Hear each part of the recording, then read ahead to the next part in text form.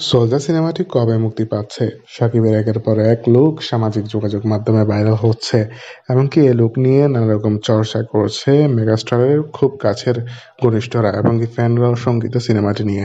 তবে সিনেমাটি দর্শকদের মাঝে অন্যভাবে প্রেজেন্ট করতে চাচ্ছে সিনেমাটির পরিচালক শাকিব ফাহাদ। শুটিং থেকে তানজিন তিশার পাশাপাশি শাকিবের লুকও বেশ ভালোভাবে ভাইরাল হচ্ছে।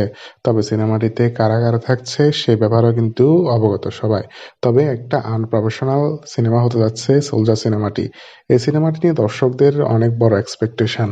শাকিব কি টানা ব্লকবাস্টারের পরে নতুন কোনো ধাক্কা খাবে নাকি এই সিনেমাটির মাধ্যমে তার সফলতা বজায় রাখতে পারবে? এখন সেটার দেখার বিষয়। শাকিবকে কেমনভাবে প্রেজেন্ট করে এবং এটার কাজ কেমন হবে সেটা দর্শকরা যদি আয়ত্ত করতে পারে তবেই খুব ভালো হবে।